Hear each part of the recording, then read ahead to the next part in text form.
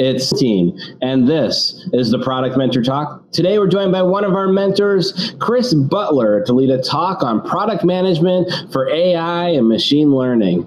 He's Director of Product Strategy at Philosophy Group. For those of you who may be joining us for the first time, let me just briefly explain the format for you today. People you see along the bottom of your screen are mentors and mentees in the current session of the Product Mentor Program. Product Mentor Program takes place all around the world. We're in over 20 different countries. Mentors and mentees get paired up one-on-one for a period of a session's about 6 months, to help make better product people. With all that said, let's go around with some introductions. I'll start with the person closest to me, and that person is Rashid. So who you are you a mentor or mentee, where you are, and just, a little something about yourself. Yeah, so hi, this is Rashid Manzar. I'm based out of Toronto. I'm a mentee in this program, and I work as a product manager at ADP Canada. Excellent. And let's go over to Nis. Hey, I'm Nis. I'm in Manhattan. I work at a company called Alpha, and I'm a mentor in the Product Mentor Program. Excellent. And over to John. Hey, I'm John Kress. I'm product manager at Barnes & Noble. I'm a mentee in the program. Chris is my mentor. I'm based in the East Village in New York. Great. And quick introduction from Chris, and then I'll tell you a little bit more about how to participate. Hi, as you said, I'm a director of product strategy at Philosophy New York City. We have offices also in Los Angeles and San Francisco, but I'm a mentor, and this is my third time being a mentor in the Product Mentor group. Excellent. And I am Jeremy Horn, aka the Product Guy, and I'll be moderating here today. So those of you who might be joining us, if you want to participate, ask questions in fairly real time, just head on over to theproductmentor.com/live. On the top of the screen, you'll see the live video. Along the bottom, a place to ask your questions. If they're topically relevant, I'll pass them along to Chris. Real-time-ish. If they are more generic or broader or way off topic, I'll still ask Chris, but I'll just save those for the end. But with all that said, it's a really great topic today, product management and AI. Let me hand it over to Chris to take it away. Great, thanks, Jeremy. Let me share screen. Yeah, so the topic we're going to be talking about today is product management for artificial intelligence and machine learning. And as I said, I'm Chris Butler, Director of Product Strategy. I've worked for a lot of different companies, both large and small, including Microsoft, Waze, Kayak. I have about 17 years in product management and business development experience.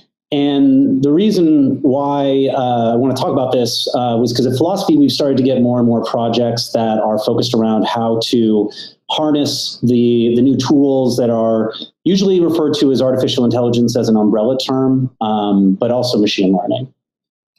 And so today we're going to talk about what do you need to know as a product manager about these things, and then how do they impact all of the different ways that product actually plays a role in development of software services applications. And that could be strategy, how you do the build, measure, learn loop, but also prioritization, and then what types of technical concerns you'll need to be at least understanding when working with people that are working on AI and ML. So there's a lot of different terms here: artificial intelligence, artificial general intelligence, narrow artificial intelligence, neural networks, machine learning and deep learning, and there's thousands and thousands of others. And that's because this is a very academically focused industry right now, or at least the studies that have been happening over the last 10 years have accelerated. There was what we call the AI winter that happened kind of during the 80s. Before that, actually, machine learning, artificial intelligence, especially neural networks, have been concepts that have been around since the 1960s.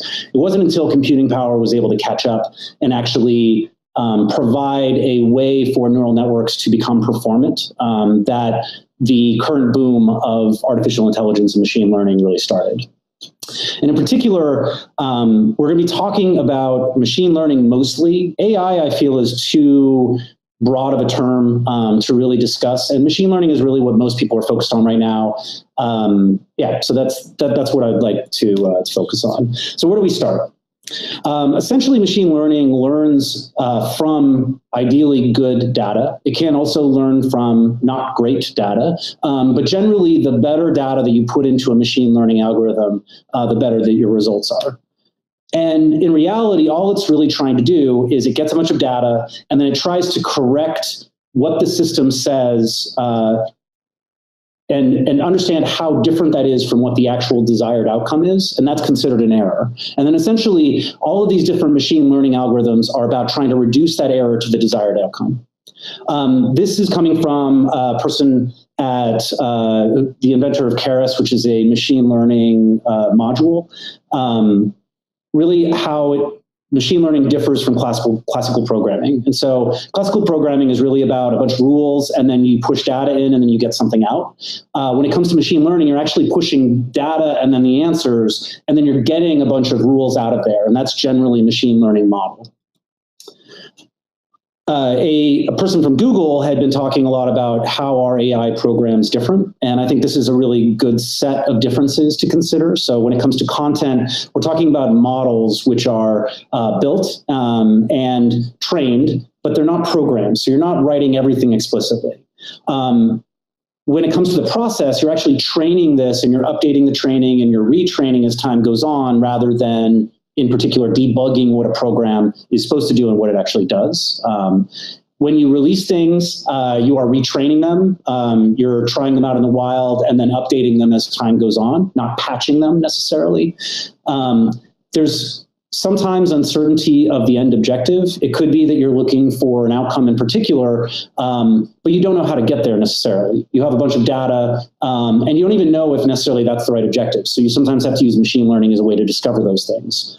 Also, when it comes to uncertainty of action, so because these are non-deterministic systems, that means that you're not writing a set of rules that are known, and it could, over time, based on the data that it's being used to train things, could actually cause you to have different outcome states than you would have expected initially. And then also, as you have more uncertainty, that actually propagates through the model itself. And we'll go into more about what that means later. I really like this graph because it tries to break it into two separate areas, and this is from NVIDIA, which is a graphics card manufacturer. And part of the reason why machine learning is in the place where it is today is because of the ability for machine learning algorithms to depend on graphics cards like NVIDIA. I don't want to get into the math of it necessarily, but machine learning is actually very similar when it comes to mathematical operations as graphical ones. And so that's why NVIDIA graphics cards are really a great way to actually run things like machine learning.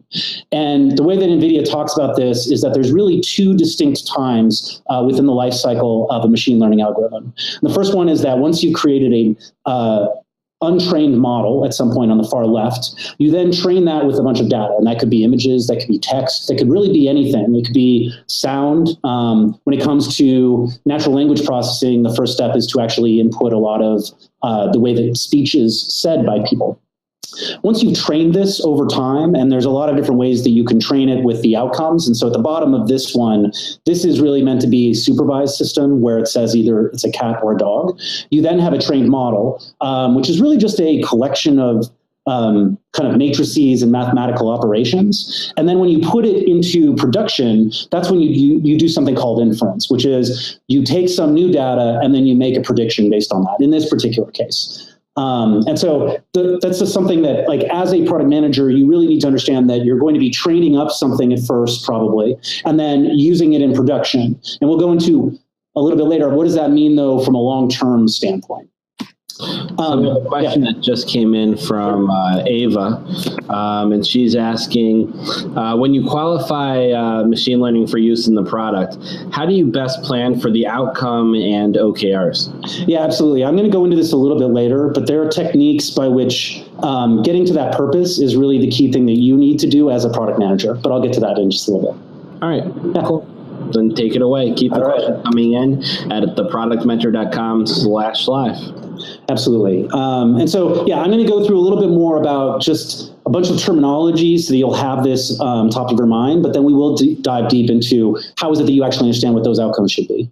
So types of problems that machine learning can possibly solve are things like ranking, which is Google search results are really a ranking system where you take every web page that's available and then rank them in order based on what the term is that someone is searching for. Recommendations like Netflix movie recommendations. Regression or prediction of a future value, and that would be like Zillow's predicting house prices. Classification, so it could just be two things: is this a cat or a dog, a hot dog or not? But it could also be multiple different types of classification. So it could be that this is cancerous, this is potentially cancerous, this is not cancerous. And then finally, clustering. So Tumblr does a lot around their social network analysis, defines groupings of topics that are similar to be able to then do recommendations and other things like that. There are two main types of learning that usually people will reference. One is supervised, where you have you basically have a lot of data that's been labeled in some way with an outcome. So in the case of cats or dogs, you have a picture, and that picture is a picture of a cat. And then you have another picture that's a picture of a dog. And you have this huge data set of images with this labeling. And then when you build a model around that, that's called supervised learning. Unsupervised learning is where you don't know necessarily that this picture is of a cat in particular. And usually this is done when you're doing, say, clustering of information that's similar. But the reality is that there's actually lots of types of learning. Reinforcement is very popular right now. Transfer is something that people do a lot of the time when they want to build something on a previous model.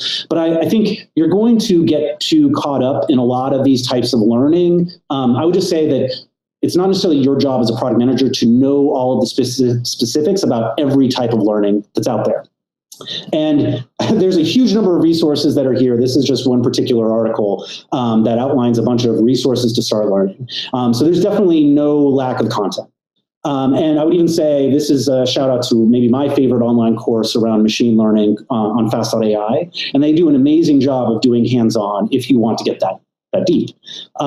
But what I would say is that unless you're in research, the real focus should be on what differentiates your product and gives it meaning, not finding a better way, in this case, to detect the difference between cats and dogs in ImageNet images. And I think this is true about a lot of technologies, right? When we are product people, we don't necessarily know everything about how, say, OCR works, right? We don't know everything about the way a particular database works. But what we're supposed to be able to do is help understand what actually differentiates our products. And so I would say that's really the key thing that we need to look at.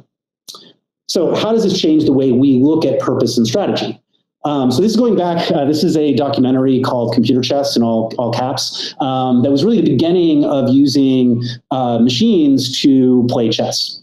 And that moved on to Deep Blue, and this is Kravsky, I think losing to Deep Blue with regards to chess. And so I think we're 20 years past that now, and we've started to see, this is an example of something called advanced chess, where you can use computer tools, which include things like machine learning, deep learning, but also with the human intuition. And for a little while, the human plus computer could beat any computer. However, now, 20 years later, we're actually finding that in this very narrow focus of just chess in particular, a computer can beat any combination of computer and machine. And the reason why is because of their speed, their accuracy, their ability to understand what's happening at a deeper level than even a human could.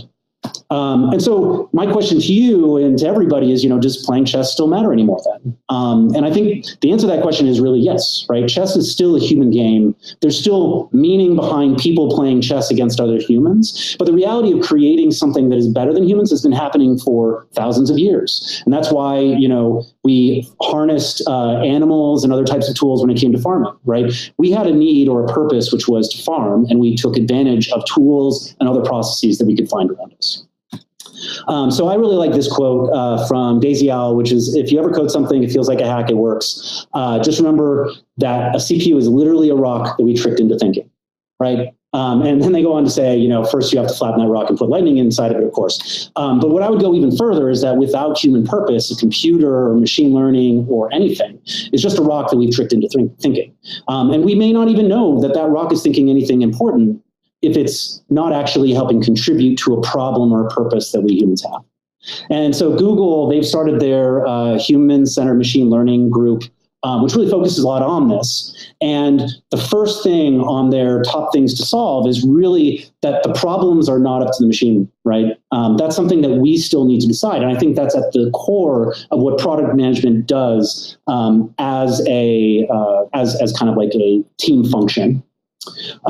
So when I start to think about not only just the strategy and purpose and how machine learning is still just a tool within that, there are a couple of methodologies that I find very helpful, and that's design thinking, lean, and agile.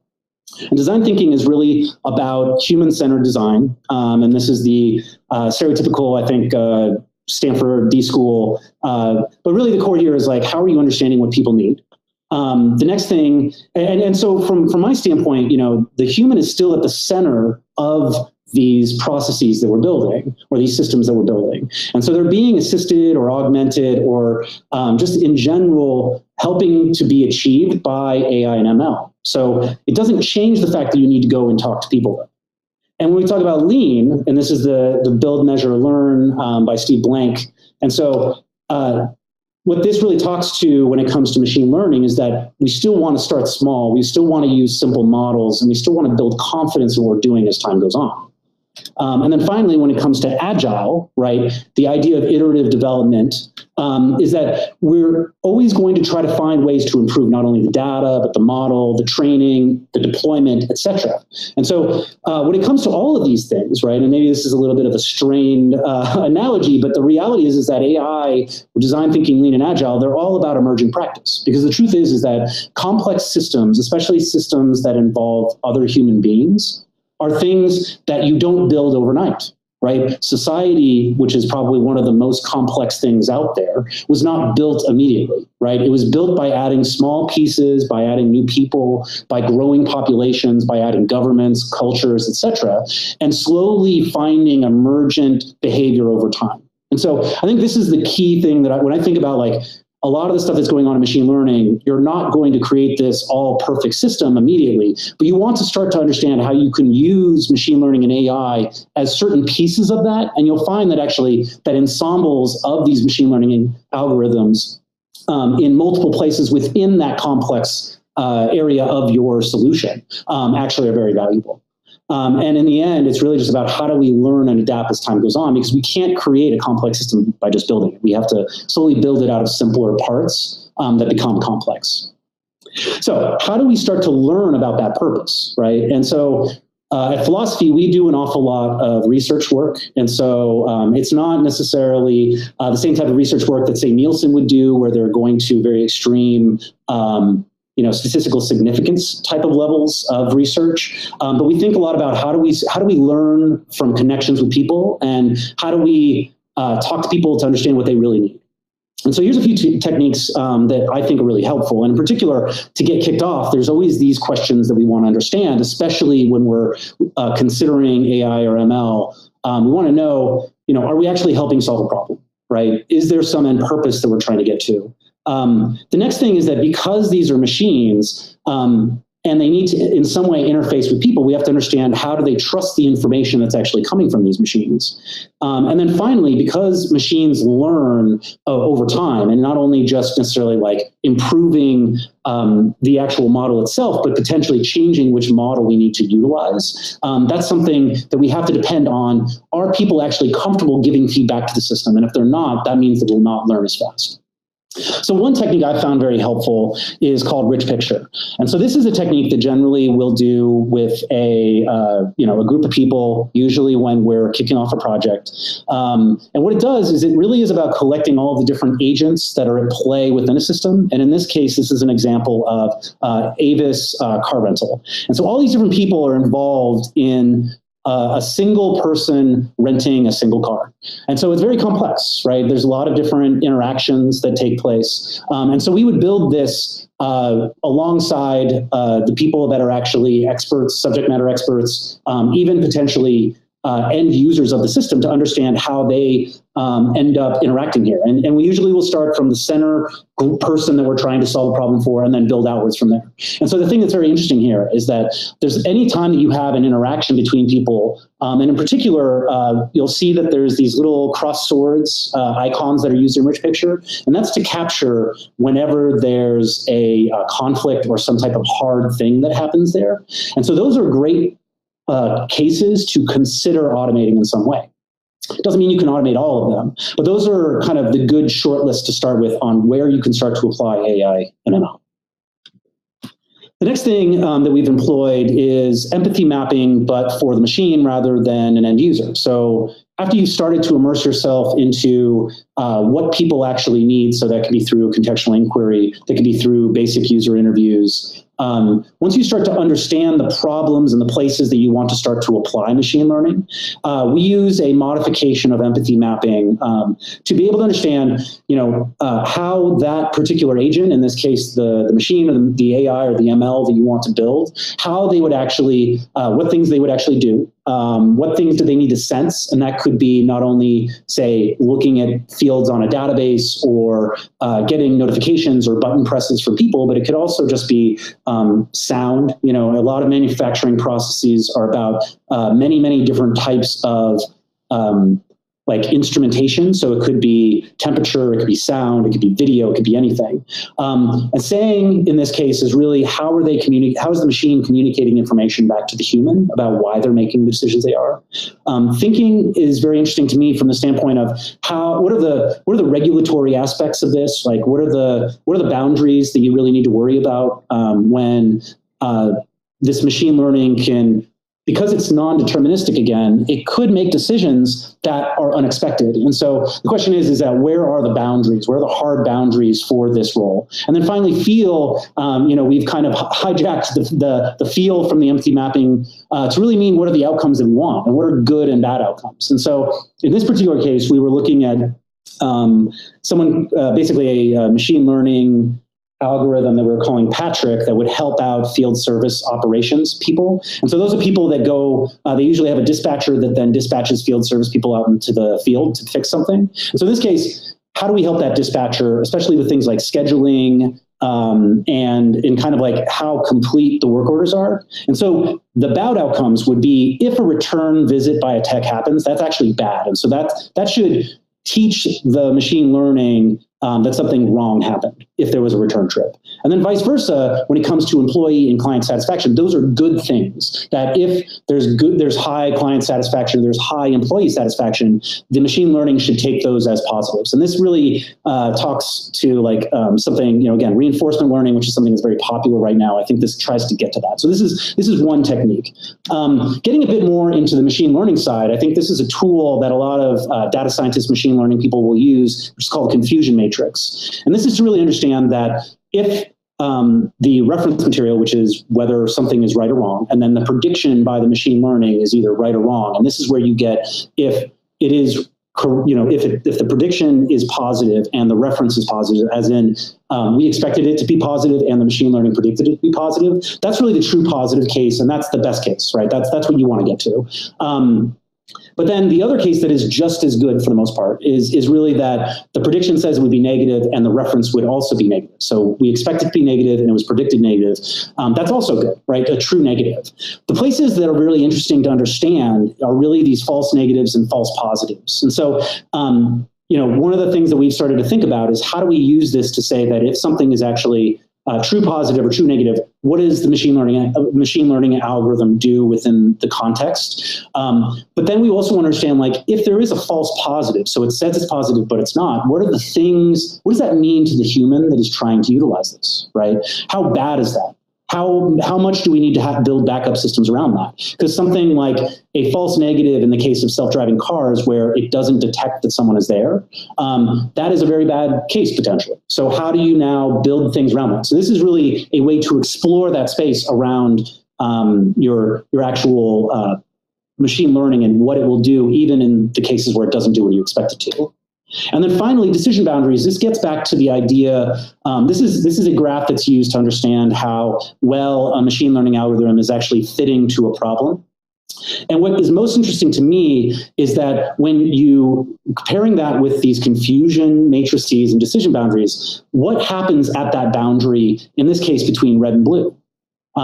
Your training data will not always be exactly what you get in the real world. And so when you get close to those edges where it doesn't know what to do, or it has a very like 50-50 type of response, what is it that you think is the appropriate action to do that? Should it notify a human? Should it do something else? So these are really interesting models and ways to think about what you should actually be building. So the next question is usually like, what are the patterns that we can start to use to build with machine learning for these purposes? And so I like to draw the analogy for self-driving cars, where there's really these levels from 0 to 5, where 0 is there's no autonomous features, all the way up to 5, which is that the human is not allowed to make any decisions whatsoever. And the way we started to look at this when it comes to the human, what the machine learning system is doing and the machine action is that initially the human is really doing everything. The system is learning, and all that the machine is really supposed to do is watch. Once you've collected enough information from there, system state is more confident. That means that the machine can start to recommend actions and the human can approve or disapprove those. And then as you start to, again, build more confidence in the system as time goes on, once it's proven, you then assume that the machine can take action and that the human is really just there to veto things. And so I think this gets back to the fact that these are systems that are very complex. They're hard to build correctly. But it doesn't mean that you can't start to understand how they fit into solutions in a way that is progressive. And so a good example of that is what I'll call the intelligent call to action. So in this case, this is, again, Patrick helping out a dispatcher. And we have this area in the user experience that was trying to help the dispatcher decide what to do next. And so based on the state of the actual work order, and it is partially based off of state machines, but also based on the machine learning algorithm predicting how well the person could move to the next state. We may actually want to schedule a job, or we may want to add parts, or we may want to do something else. And so this is really this idea that a call to action will change depending on the state of the actual machine learning algorithm. The next thing that's really important from pattern perspective is this idea of calculating is something that TurboTax has used whenever it's calculating all of your different exemptions and making sure you're getting everything. It actually has already calculated all of those things, but it's trying to take you through the thought process. And so this is an example of where Patrick is trying to help find the right schedule. And so what Patrick is doing is he's telling the dispatcher what are the different steps he's going through to help build trust with that dispatcher so they understand why the algorithm is working the way it does. And this gets to a term that is very important in machine learning and AI right now, which is called explainability or interpretability. And this is something where there's some new interesting techniques like LIME that are starting to address this, but it really gets down to the fact that you need to show your work as a machine learning algorithm to build trust with the humans, because if they don't know what's going on, if it's just a black box, they're much less likely to forgive mistakes, and they're way less likely to actually agree with things that are right. And I found this out, actually. I worked on a very early system that was essentially an open table competitor around restaurant reservations and table management. And so we did some fairly sophisticated things when it came to recommending where to seat someone. And so one of the biggest issues there was to build that confidence within the host that we were helping them make the right decision rather than just screwing them up. And so that's a very hard problem. And I think this is something that spending a little bit more time on the patterns of explainability are really key.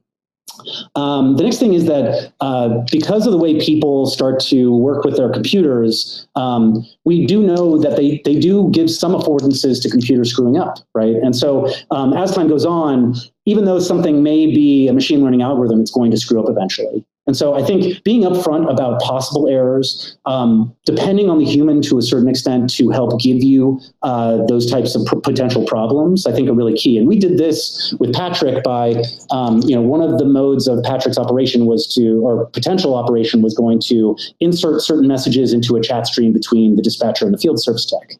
And so in those cases, being able to say like, hey, I actually don't know what to do in this case. I would love to get your advice was something that was very powerful. And then feedback. Feedback is one of those things where, we as human beings need feedback to get better at what we're trying to do. And so whenever we found, and in this case, this is a dialogue that would be shown whenever a dispatcher would override what Patrick was recommending. And so understanding why that recommendation was overridden can help improve the system. And so this is one of those things where, again, engaging the person to help make the algorithm and the machine learning better is very valuable and something that can help build trust again. Another aspect, and this is a pattern that's been around for a little while, is what's called the Wizard of Oz pattern. And so this is the case where you as a human being are sitting behind some type of website facade that says it will do something automatically, but you're really doing it as a human so that you can learn what are some of the rules, right? And so that's something that's been around for a little while. It's not to be confused with the concierge model where you do know that there's a person there that's going to take care of your needs so that they can learn. But in this case, it's really how, when you engage with these end users, what they expect from that type of interface, I think is very valuable. The thing that's interesting is that the machine learning algorithm, even though you may do it in a certain way that is very human, that is not the way necessarily that machine learning will do it. And so I think it's very, very interesting to, as you're starting to build these things, to do something like the Wizard of Oz, and in those cases, compare what your model is saying at that point to see where there is breakdown. And then finally, you can bootstrap. And so Mechanical Turk is this service by Amazon that will pay people, in the range of a couple pennies per task, and they've been used and utilized enormously by groups that are doing, say, image classification.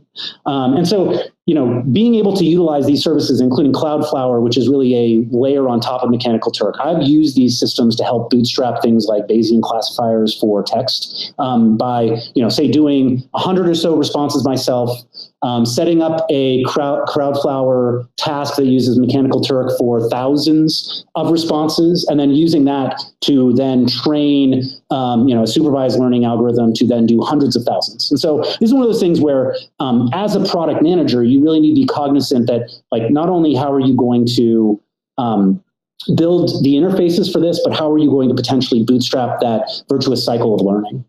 So next, how do you prioritize with purpose? And this gets to the outcomes, right? I think the key thing here is that there's many, many different ways to do prioritization. There's a great Folding Burrito article that I always reference where there's 20 different types of prioritization methods that are out there. I think when it comes to how you start to think about machine learning is that machine learning from a long-term perspective has a very high cost, right? It takes very specialized people to build good machine learning models, at least today. It takes a lot of time to build up the infrastructure to utilize them properly. You have to clean a lot of data. You have to get the right data. You have to keep tweaking things as time goes on. And so if you're not seeing that the user impact and the machine learning and the impact on the user based on that machine learning being 10x or more, then it may not be worthwhile to actually utilize machine learning for those things. And so what I would say is if you are trying to understand, the first thing you should do is really be looking at user impact, but then in particular, how does machine learning actually get you a order of magnitude better results potentially than just say using a basic rule or procedural based solution. So that's one thing. The next thing is I really, really like this new technique called outcome mapping. I mean, I've done something similar to this in the past where I would really call it kind of how laddering down. And so generally, and this came from Sense and Respond by Jeff and Josh, who wrote the Lean UX book. And so really this process talks about starting at the impact metrics level, which is usually what executives think about. And what I would say is this is where strategy really comes in. What is the challenge that you're solving for people? And what is the real outcome or impact that you will end up having for them? If we were working on something for that Patrick bought with regards to the dispatcher, there were some really key elements. So reducing the number of return trips was a very impactful metric. So if we could cut return trips by 50%, that would be a huge impact. And so what this outcome mapping does, though, is not only does it help you understand what are those high level impact or outcomes that you want to go for, but then how do you track that downward? And this is usually how laddering will work, down to an actual metrics that you can track. And so in those particular cases, those actual metrics that you track should become what are called features in the machine learning model as time goes on. So I think this is a really great technique for that. The next thing is, how do you start to measure? So once you've built a prototype or you have an idea, you've done a bunch of research, you've started to pull together how you could, working with engineering, what types of models you could utilize. You have to then go out and qualify or gain confidence in what you're building. And I would say, I think validate or invalidate. I used to use that word a lot. After a couple times I've started to hear people talk about validation, maybe in too secure of terms. It makes me think that maybe we should just be talking about how do we build confidence now, right? And so some research questions that are really interesting, even if you have a non-coded prototype, say just like a bunch of Envision screens that are pretending to be machine learning, and that's what we did a lot of with the Patrick bot, we want to ask these questions, right? So think back to the last time you did this. How did you come to that decision? Right. And so that helps us understand maybe a little bit of the why behind certain decision-making processes. Do you trust these suggestions for what to do next? And so that idea of trust is really key when it comes to building this functionality with machine learning. The next thing is, how do you think the system decided this action? So the idea of, was it interpretable? Was it explainable? Was there enough information for you to take this action? So is there something that is still missing either in the explanation of why this happens, or are there things that the machine learning algorithm that are actually not taking into account that it should? And then finally, how much do you trust the system to make the right decisions in the future? Is it more or less than before? And so this gets to a lot of stuff around how does, based on the beginning of the experience versus the end of the experience, how are we starting to build trust upward with people? Right. That to me is the aspect that's most key, especially as these machine learning algorithms are not one shot. They're not something that you're just going to build and leave alone. Like, you're going to constantly be updating them. And so you want to understand what types of things help build trust more over time.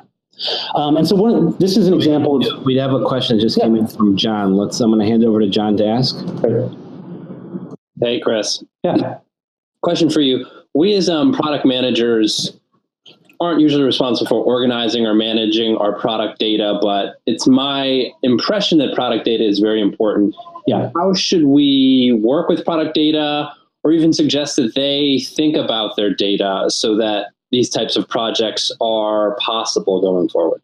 Yeah, I mean, there's been, it's very tough, right? Because the truth is that for machine learning to work really well, you have to have clean, good data, and it has to be readily available. It has to be something that you can track down issues. So even things like origin of data is something that can be really key when understanding where the problems are. And then I think the last thing, there's a lot of mistakes that people will make when they'll combine data that seems to make sense together, but actually is not generated together.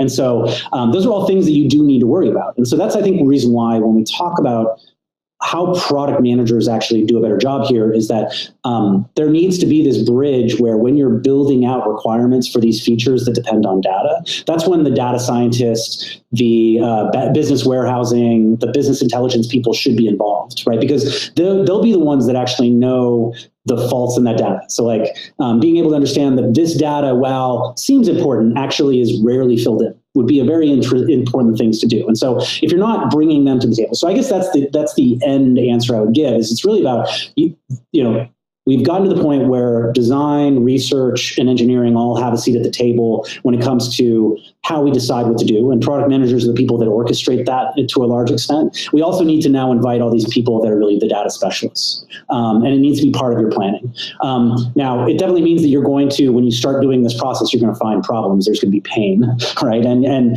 as time goes on, your teams are going to have to improve this. But I think that's really the only way that you as an institution learn, is to start to do, right? Like practice and work are the only ways that you get out of that hole, rather than, and to be clear, I mean that in a way that's very down at the action level. Like, for this project, we need to figure out the right way to solve this, right?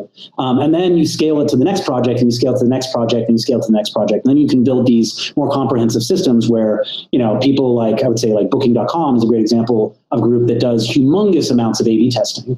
And they probably at first were really crawling a little bit to the A/B testing stuff, but they had to now build this humongous infrastructure.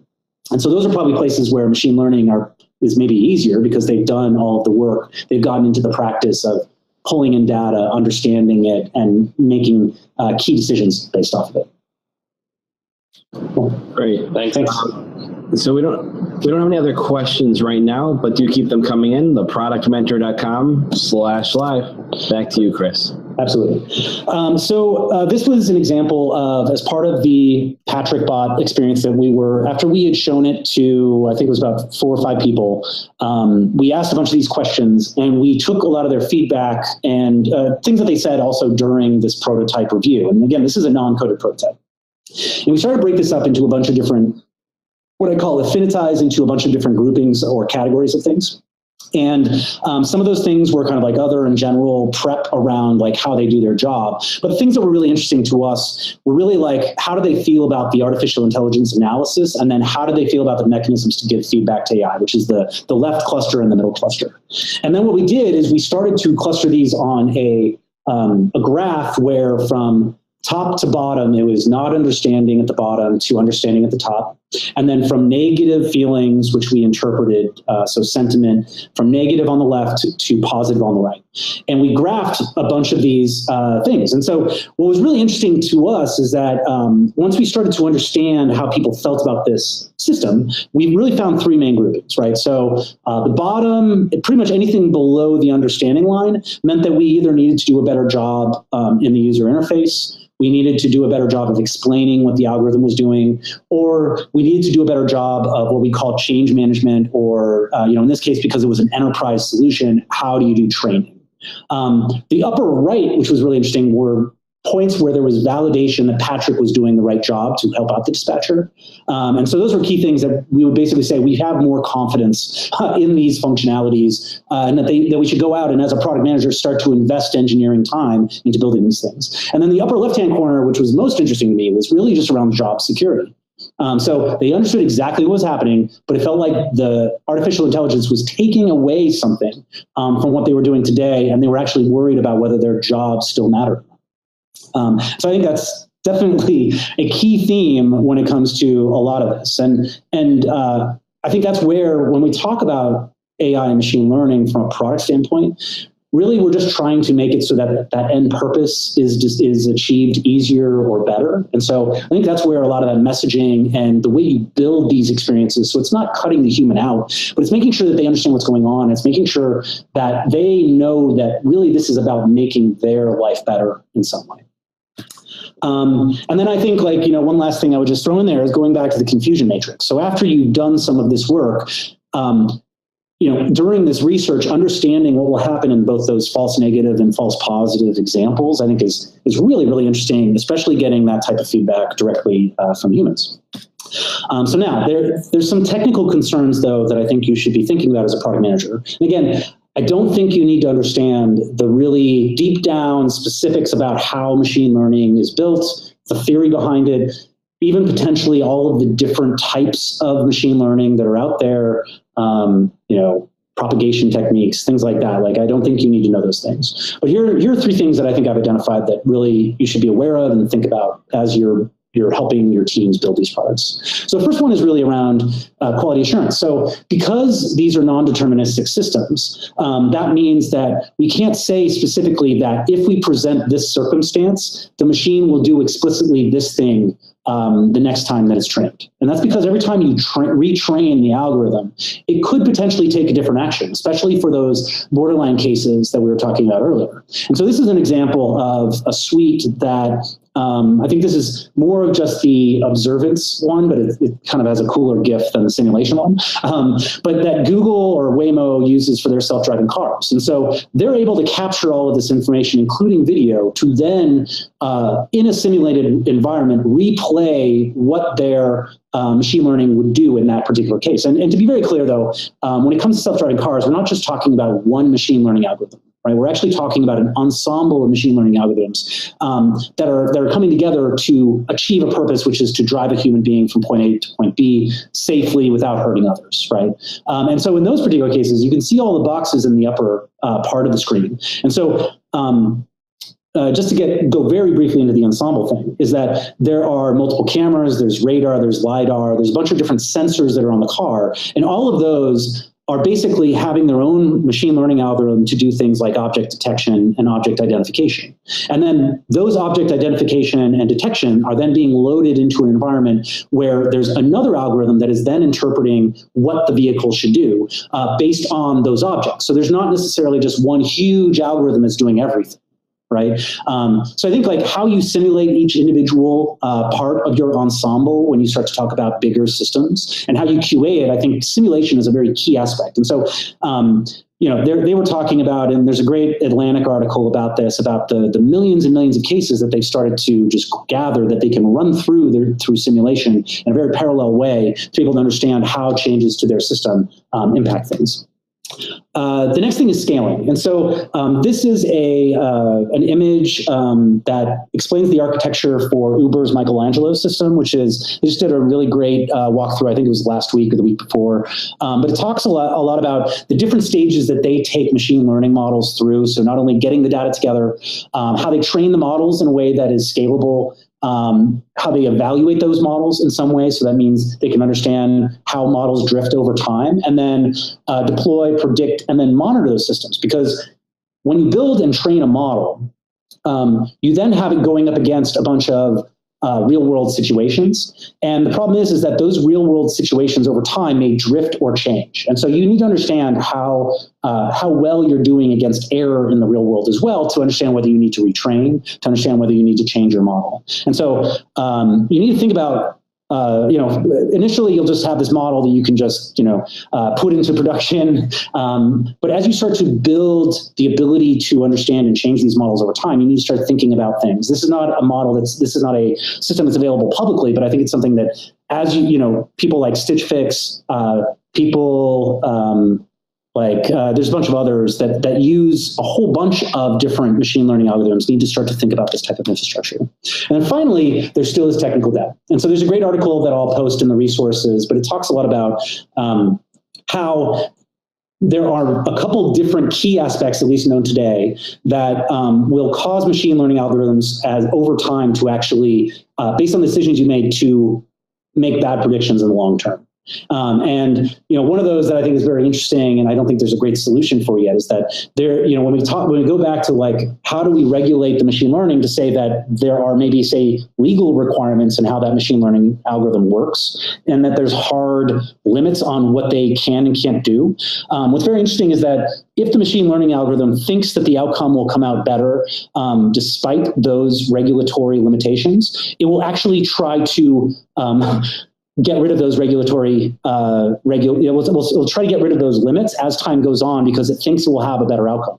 And so it will actually skew an awful lot of what you do. And so anyways, I think this is one of those very interesting questions that you should be asking about every project, is that as you're slowly building and things are changing over time, what technical debt are you actually accruing?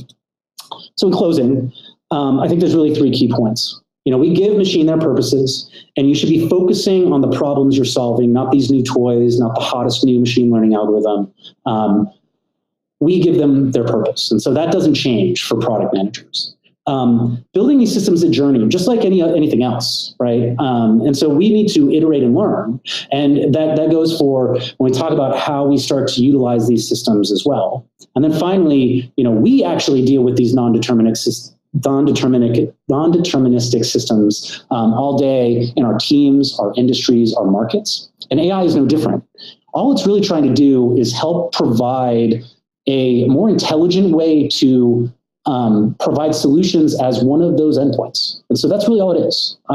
So I guess, you should not be afraid. And in the end, you don't want to get stuck with a rock that doesn't help you meet your purpose. And so I would just say that please, please, please make sure that as a product manager, you're still focusing on the purpose and you're not being distracted. Thank you. And all of this information is available on this Google link, the slides, and all the resources as well. So thank you very much, everybody.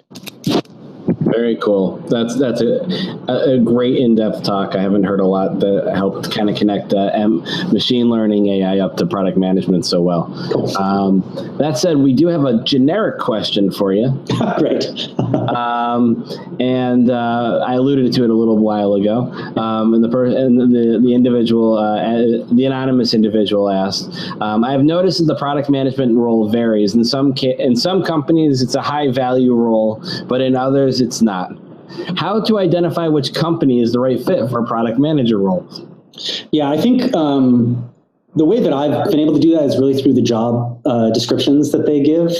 Because I would say that, like, for older companies that have been, they read an article or two about how a product manager helped find some, help a team achieve something better. They then go, okay, we need to have product management people.